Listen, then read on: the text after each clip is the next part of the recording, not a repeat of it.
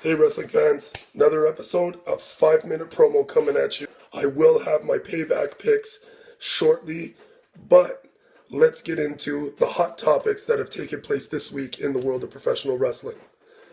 It was announced that Scott Steiner will be making his comeback to Impact Wrestling. How do I feel about that? Well, Impact Wrestling, it's quite simple. For the price that it took for you to bring Steiner in, you probably could have signed 2, maybe even 3 of the talents that you let go or prospects that you were looking at. I don't understand the move. I think it's a political move by Jeff Jarrett. I'm beginning to think that Impact Wrestling has put the wrong people in charge. And even though it looked like they were steadying the ship, it looks like they're doing a 180 going into the other direction. It remains to be seen, but I'm not a fan of the move. I think Scott Steiner is way past his drawing power, and frankly, for a long-time wrestling fan like me, it doesn't draw any interest. But you know what? You roll the dice, you win, you lose. But you know what, Impact Wrestling? You've been losing a lot more recently than winning. And it's also in professional wrestling. It was also announced this week that Brock Lesnar will be defending his Universal title for the first time in July at a pay-per-view named Great Balls of Fire. What the? I don't understand it. I don't get it. I don't respect it. Brock won the Universal title on the grandest stage of them all at WrestleMania this past April. That's right, this past April. And he doesn't have to defend the title until July. Does this mean we will not see the title on Raw until the coming weeks leading into that pay-per-view? That's a damn shame, WWE. You're all about marketing and branding, and I'm totally shocked that you would let this happen. That title needs to be seen weekly on Raw, on a champion, on a worker. I'm not saying that Brock Lesnar isn't talented. He does draw, he does make money for the company, but the coveted title needs to be on its particular brand. It doesn't take a week off of SmackDown. Why should it take 2 months off from Raw? WWE Payback. I'm going to go into it match by match, probably give you the reasons why I'm leaning in the directions that they are. So, the curtain jerk on the pre-show, we're doing an episode of Miz TV with his special guest, Finn Balor. Why Finn Balor is on Miz TV on a pre-show is beyond me. It's a waste of time. It's a waste of talent, especially with these two workers working together. They deserve a spot on the pay-per-view. At least it won't be wasted minutes. It'll be entertaining. It is what it is, and we're going to have to live with it. Hopefully they know what they're doing with it, because I have no clue whatsoever. Also on the pre-show, we got a throwaway tag team match between Anderson and Gallows and Enzo and Cass. Who do I got in the match? It doesn't really matter who I got in the match. I'm going to take Anderson and Gallows just for the hell of it. But if it goes the other way, I don't care. Because you know what? The storyline, there's no build-up. It's a throwaway match. It's just filler. We got Austin Aries versus Neville. Where do I stand with that? I'd have to go tonight. It's Austin Aries' night to claim the WWE Cruiserweight Championship.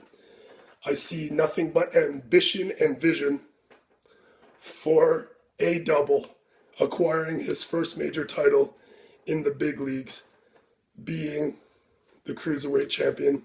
I think Neville's had a hell of a run. I don't think he needs the title anymore. He's gained more than fair credibility, and it'd be nice to see the title on somebody new. Bayley versus Alexa Bliss. Who do I have in that? I think I'm going to have to go with Alexa Bliss. The Office is very high on this 5 Feet of Fury, and so am I. I think going with Alexa Bliss brings the Women's Championship into a new direction, and frankly, I'd like to see where it's going. We got the Hardys versus Cesaro and Sheamus. The King of Swing, that's right. Tonight, I got Cesaro and Sheamus winning the Raw Tag Team Champions against the Hardys. Why? Rumors are circulating that a settlement has been reached in the broken gimmick concerning Matt Hardy and Brother Nero. And you know what? I'd rather see what they're going to do with that than carry titles that they don't need, because they are more than credible. They are the greatest tag team in space and time. Seth Rollins versus Samoa Joe. Ho, ho, ho. This is a story brewing back since before WrestleMania. And I think tonight, Seth Rollins vindicates everything that has taken place in the last 5 months. he gets his revenge on Samoa Joe tonight at WWE Payback. Win or lose, Seth Rollins is walking out of that ring the winner tonight because it's long overdue. My match of the night and possibly candidate for match of the year, Chris Jericho versus Kevin Owens for the US title. I have Kevin Owens retaining the title. I'm sure most of the world does. I think they steal the show tonight. I think it's going to stay etched in our memories for a while. And we're going to be demanding a hell of a lot more from WWE after we see this match tonight, because it's going to be 10 times better than the match at WrestleMania. That's right, you heard it here, folks. It's going to be 10 times better than the match at WrestleMania. Mark my words. And I don't know what the hell this is. A House of Horrors match between Bray Wyatt and Randy Orton. What the hell is a House of Horrors match? They've built this up for 3 weeks and have told us absolutely nothing about what this match is. And frankly, I'm confused and I'm lost. So, since the whole idea was built around Bray Wyatt, why the hell not? The title's not on the line. So, let me go with Bray Wyatt in the big main event. The big dog versus the monster. Roman versus Strowman. That's right, folks. If you put it on the marquee, it sells itself. After weeks and weeks of backlash of Roman Reigns, he had his ass handed to him. That's right, 2 weeks ago on Raw, and we haven't seen him since. And I think, regardless of what is going on, Roman Reigns shows up tonight and gets his revenge against Braun Strowman. Why? He's the big dog in the yard, and it's only a matter of time before he gets Braun Strowman's number. And guess what? Tonight is the night. Just want to announce right now, there's a couple of indie shows taking on in Montreal in the next week or so. Next Saturday, May 6th, we got 2 shows in the Montreal area. Incredible talent, stacked at Club Unity. IWS presents uneffin' sanctioned. These shows by IWS are nothing but stellar every year. It's going to be an awesome show, and I expect nothing but every penny's damn worth. That's right, they deliver every year at the biggest showcase. IWS, Club Unity, Montreal. Get your tickets. It's going to sell out, and it's going to be worth every damn penny. NCW, May 6th, Challenge Mania. It's stacked with all kinds of Quebec talent. It's going to be one hell of a show.